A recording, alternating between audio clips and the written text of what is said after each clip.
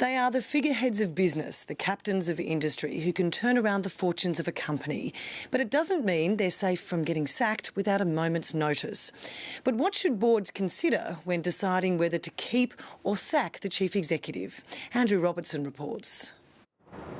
In 23 years as Chief Executive, King has built Leighton Holdings into Australia's biggest construction company with a global reach and a forward order book worth more than $40 billion.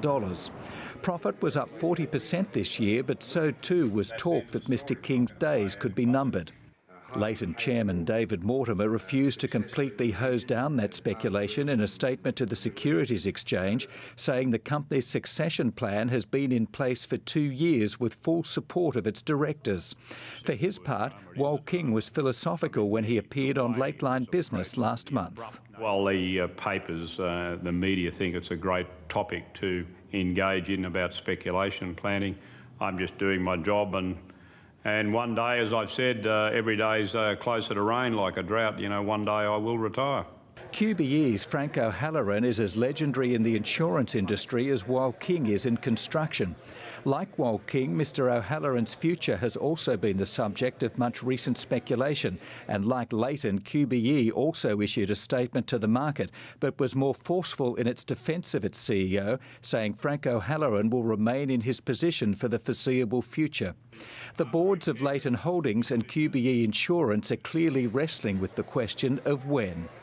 Corporate governance expert Professor Thomas Clarke believes the long-term success of King and Frank O'Halloran may be working against them in terms of the speculation about their futures.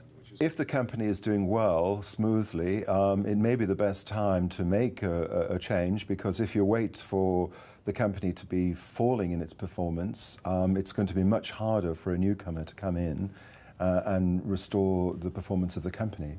The view from the investment world is very different, though. As a shareholder, Wilson Asset Management's Jeff Wilson is focused on one thing. To me, the important thing is their performance. It's not the duration in the job. I mean, they could be there for 20, 30 years. As long as they've got the energy and the commitment and respect, I think, of shareholders and management. But good chief executives do get pushed out, and takeovers are a prime example of where that happens. ABC chairman Maurice Newman was chairman of the then Australian Stock Exchange when it merged with the Sydney Futures Exchange.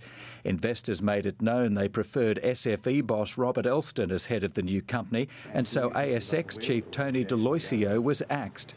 Mr Newman says from a chairman's point of view, removing a CEO can have unintended consequences. Once you make one position unstable, there is the risk that other things around that person also become unstable.